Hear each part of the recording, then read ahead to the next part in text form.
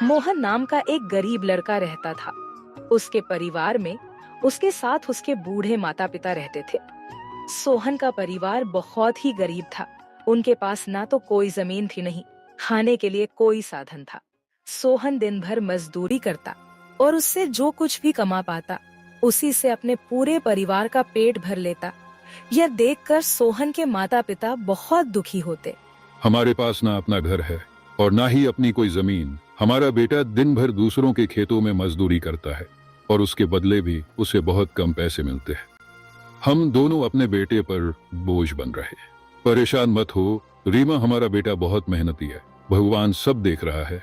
सोहन ने कभी किसी के साथ गलत नहीं किया। वह ईमानदारी से मेहनत करता है। उसने बचपन से बहुत परेशानियां देखी हैं, पर उसने कभी हार नहीं मानी। एक दिन हमारा बेटा भी बहुत धन कमाएगा और उसकी सारी परेशानियां दूर हो जाएंगी। सोहन हमेशा सोचता था कि आज भले ही उसकी किस्मत उसका साथ ना दे रही हो, पर उसे यकीन था कि अगर वह मेहनत करता रहेगा तो एक दिन उसका भाग्य भी बदलेगा और उसकी सारी परेशानियां खत्म हो जाएंगी। एक दिन सोहन लालाराम जमींदार के खेत पर काम कर रहा था। लालाराम पास के एक पेड़ के नीचे बैठा था। सोहन अपने काम में लगा हुआ था। तभी उसने देखा कि लालाराम बहुत ही उदास है और गहरी चिंता में डूबा हुआ है। लालाराम को उदास देख मोहन तुरंत लालाराम के पास गया और बोला, क्या हुआ मालिक, आप बहुत उदास लग रहे हैं। मुझे ऐसा लग रहा है जैसे आप किसी गहरी चिंता में हैं। कुछ हुआ है? मुझे बताइए, क्या पता मैं आपकी कोई सहायता कर सकूं। सोहन की बात सुनकर लालाराम को गुस्सा आ गया और वह सोहन से गुस्से में बोला, अरे तू मेरी क्या सहायता करेगा? तू खुद अपनी सहायता कर सकता है क्या?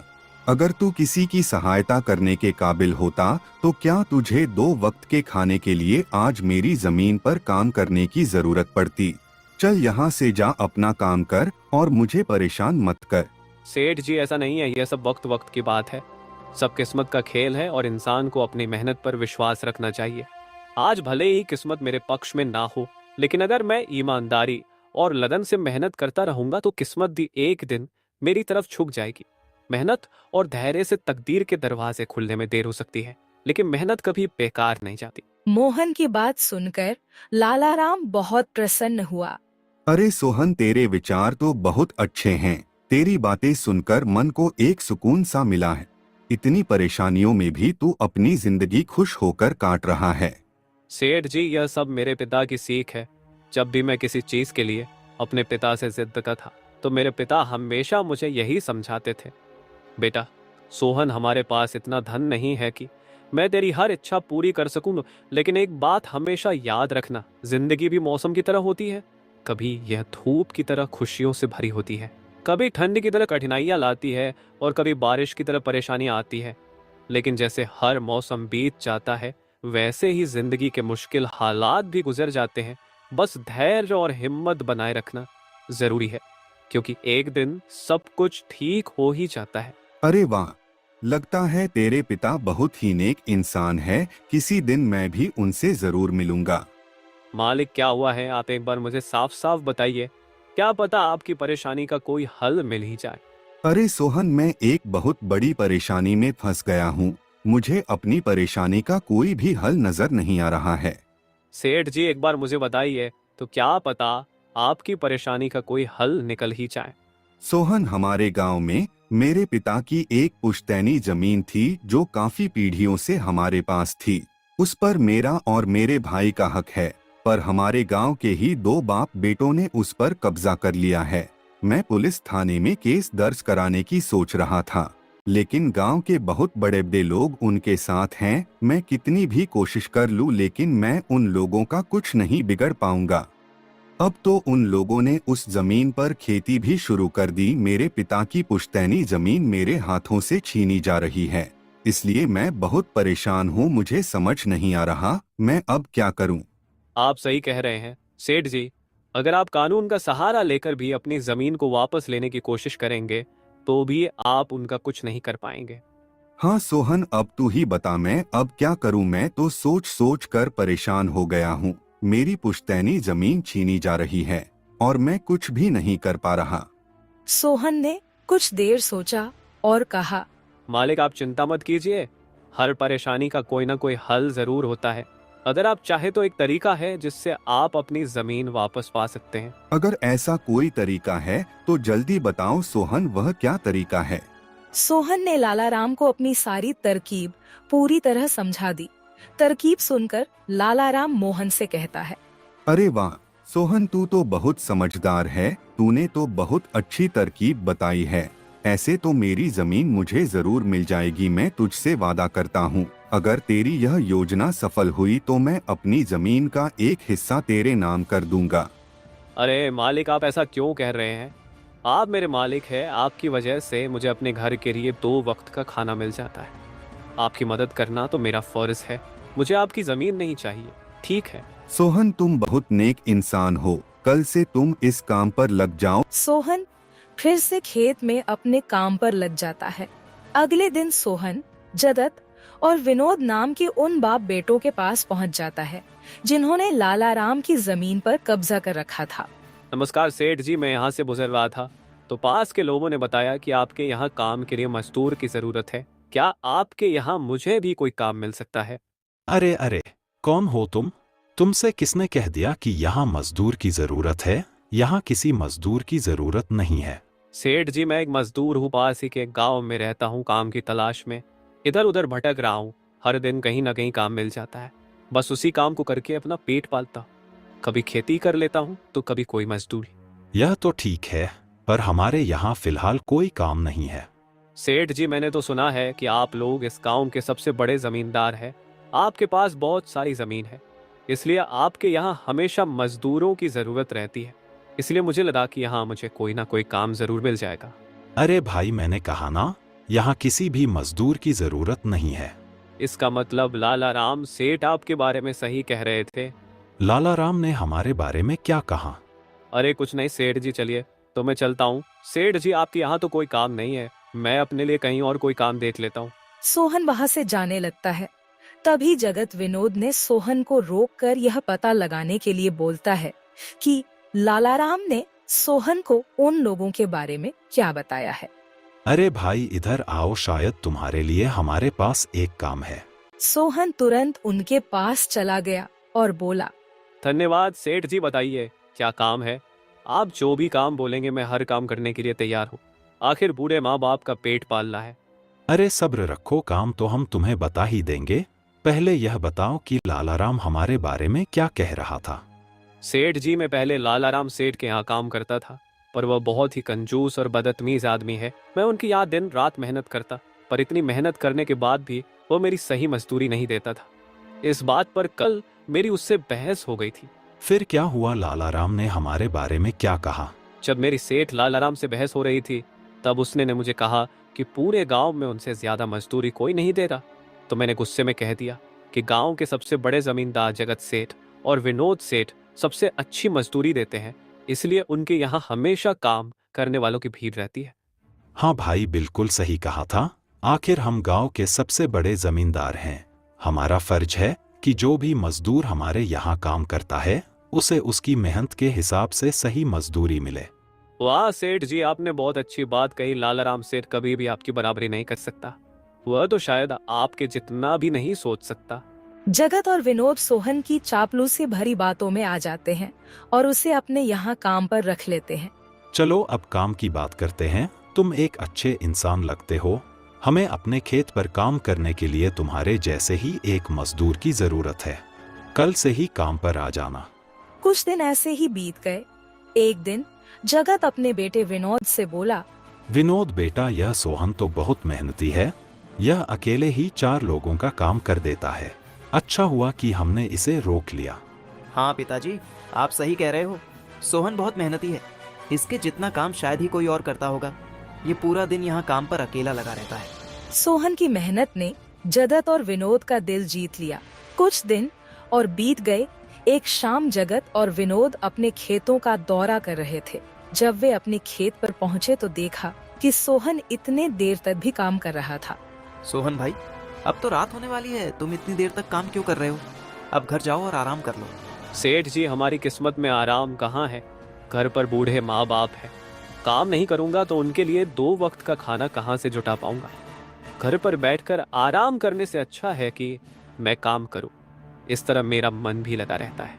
तुम बहुत मेहनती हो सोहन, आज का काम यहीं छोड़ दो और घर जाकर आराम करो।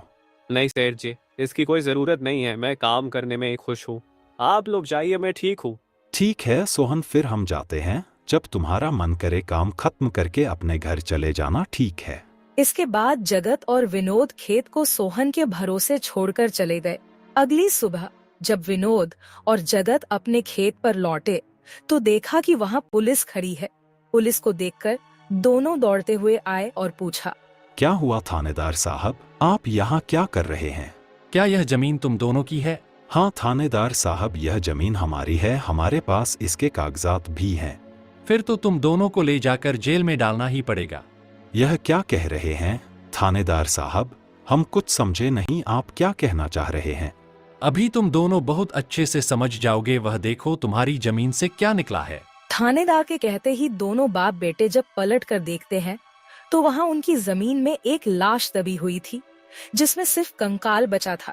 यह देखकर दोनों बाप बेटे डर जाते हैं। थानेदार साहब, यह किसकी लाश है और यह हमारे खेत में कहाँ से आ गई? अब बहाने मत बनाओ, पहले लोगों को मारो फिर उन्हें अपनी जमीन में गाड़ दो और अब कह रहे हो कि यह क्या है? नहीं थानेदार साहब, हमें नहीं पता कि यह सब क्या है।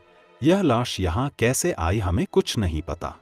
अब झूठ मत बोलो, अगर फांसी नहीं हुई तो कम से कम तुम दोनों को उम्र कैद की सजा तो जरूर मिलेगी।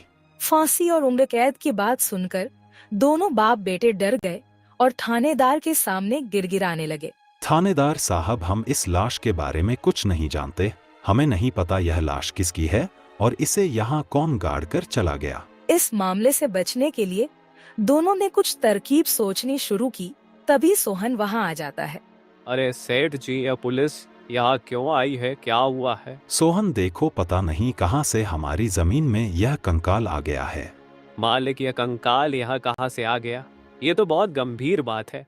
हाँ सोहन, पता नहीं यह कंकाल यहाँ कहाँ से आया है और थानेदार साहब को लगता है कि इसे हमने यहाँ मारकर गाड़ा है।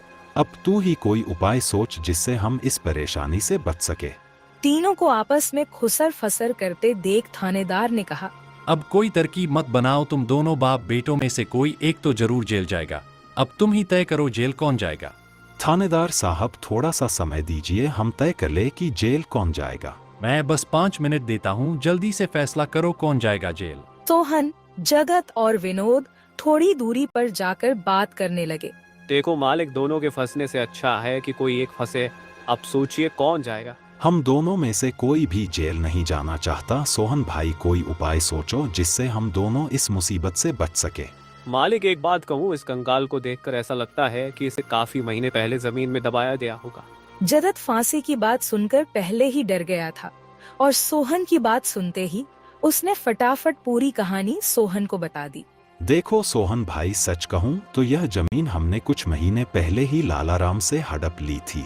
विनोद की बात सुनकर मोहन ऐसा दिखाने लगा जैसे उसे कुछ पता ही ना हो। क्या क्या कहा मालिक आपने? ये जमीन हड़पी थी, मुझे कुछ समझ नहीं आ रहा, जरा साफ साफ बताइए।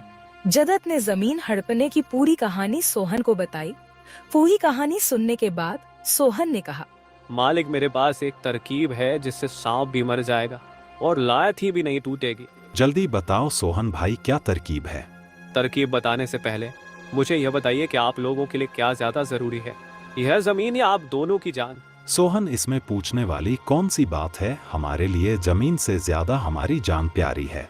तो एक काम कीजिए मालिक, आप सबसे पहले जाकर थाने आर को बताइए कि यह जमीन सेठ लालाराम की है। आप उनसे बोलिए कि हमने तो कुछ महीने पहले ही यह जमीन बस काम करने के लिए उनसे ली थी, बाकी का काम मैं संभाल लूंगा। अरे सोहन, लेकिन इससे तो हमारी जमीन हमसे छिन जाएगी, फिर क्या होगा? नहीं मालिक, शायद आप मेरी तरकीब समझ नहीं पाए। जब आप थानेदार को बताएंगे कि यह जमीन सेठ लालाराम की है तो पुलिस किसे गिरफ्तार करेगी? सेठ लालाराम को। और जब लालाराम जेल चला जाएगा तब आप लोग फिर से जमीन पर कब्जा कर सकते हैं।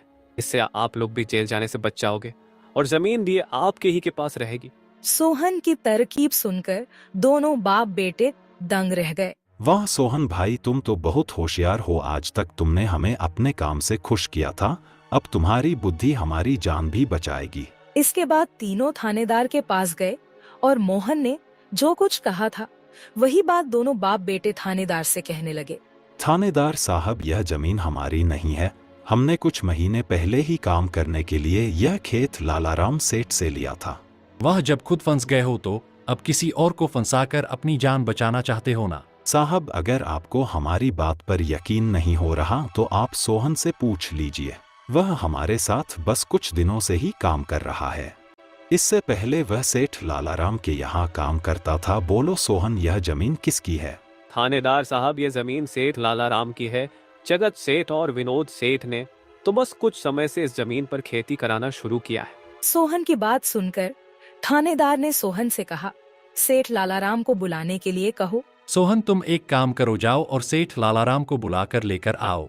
सोहन तुरंत जाकर सेठ लालाराम को बुला लेता है, परंतु लालाराम अपने साथ गांव के सरपंच को भी अपने साथ ले आता है। यहाँ क्या हो रहा है? यहाँ इतने लोग क्यों जमा है? देखिए सरपंच जी, इन दोनों की जमीन से एक कंकाल निकला है और अब यह लोग कह रहे हैं कि यह जमीन इनकी नहीं है बल्कि सेठ लालाराम की है। थानेदार ने सरपंच जी को पूरी कहानी सुना दी। अपने आप को फंसा देख जगत ने सरपंच से कहा, नहीं सरपंच जी, यह जमीन हमारी नहीं है। हम यहाँ बस कुछ समय से काम कर रहे हैं। आप हमारे मजदूर मोहन से पूछ लीजिए। हाँ थानेदार साहब, यह जमीन सेठ लालाराम की है। मैं कैसे मान लूं कि यह जमीन लालाराम की है? हमारे यहाँ का थानेदार तो कह रहा था कि इस जमीन पर कोई केस चल रहा है और इस जमीन पर तुम्हारा कब्जा था, और अब तुम कह रहे हो कि यह जमीन लालाराम की है। नहीं साहब, हमने लालाराम के साथ धोखा किया था। हम बस इस जमीन को हड़पना चाह रहे थे, लेकिन अब हमें यह जमीन नहीं चाहिए। अगर आप चाहें तो हम केस भी वापस ले लेंगे। थानेदार साहब, आप जाइए, बाकी का काम अब हम संभाल लेंगे। सरपंच के कहने पर थानेदार वहाँ से चला जाता है। सरपंच ने लालाराम से कहा, अब बताओ, यह कंकाल यहाँ कैसे आया? तुमने किसे मारकर यहाँ गाड़ा है? अरे साहब, यह तो नकली कंकाल है। इन दोनों ने मिलकर मेरी जमीन हड़प ली। मैंने और मोहन ने मिलकर यह तरकीब सोची थी ताकि इन दोनों से सच निकलवा सकें। लालाराम की बात सुनते ही दोनों बाप बेटों के पैर तले जमीन खिसक गई। यह हम दोनों की साजिश थी, इन लोगों के मुंह से सच निकलवाने के लिए। सोहन को इस योजना में शामिल देखकर दोनों बाप बेटों को समझ आ गया कि यह सब सेठ लालाराम और मोहन की मिली भगत थी। दोनों बाप बेटों के पास अपनी गलती मानने के सिवा कोई चारा नहीं था। हमें माफ कर दीजिए सरपंच जी, हम लालच में आ गए थे। हमें माफ कर दीजिए। हम आज के बाद यह गलती कभी नहीं करेंगे और यह जमीन भी सेठ लालाराम को वापस दे देंगे। जगत और विनोद दोनों सरपंच और सेठ लालाराम से माफी मांगने लगे। दोनों को इतना गिड़गिड़ा देख लालाराम ने उन्हें माफ कर दिया। सरपंच ने भी उन्हें जेल नहीं भेजा और सेठ लालाराम ने अपना केस वापस ले लिया। लालाराम के केस वापस लेने के बाद सरपंच जी भी वहां से चले जाते हैं। धन्यवाद सेठ लालाराम जी, आपने हमें माफ कर दिया। आज के बाद हम ऐसी गलती कभी नहीं करेंगे। ठीक है जगत, कोई बात नहीं, मैंने तुम्हें माफ किया। बस याद रखना कि एक जमीन के टुकड़े के लिए तुम अपनों के साथ कभी गलत नहीं करना। बुरे समय में तुम्हारे अपने ही तुम्हारे साथ खड़े होंगे। जमीन का क्या है, कभी मेरी तो कभी तुम्हारी। आखिर में सेठ लालाराम ने सोहन को जमीन का एक हिस्सा दे दिया और उसे जमीन का मालिक बना दिया। सोहन, जैसा कि मैंने वादा किया था, जिस जमीन पर तुम काम कर रहे थे, आज से वह जमीन तुम्हारी है और अब तुम उसके मालिक हो। नहीं मालिक, इसकी कोई जरूरत नहीं है। याद करो सोहन, तुमने मुझसे क्या कहा था? बस मेहनत करते रहो, एक दिन तकदीर का दरवाजा जरूर खुलेगा। तो समझो तुम्हारी तकदीर का दरवाजा खुल चुका है और अब तुम भी जमीन के मालिक हो। अब से तुम्हें किसी और के यहाँ काम करने की जरूरत नहीं पड़ेगी। इस तरह मोहन ने अपनी मेहनत और बुद्धि से सेठ लालाराम को उसकी जमीन वापस दिलाई और दोनों ठगी करने वाले बाप बेटों को भी सबक सिखाया।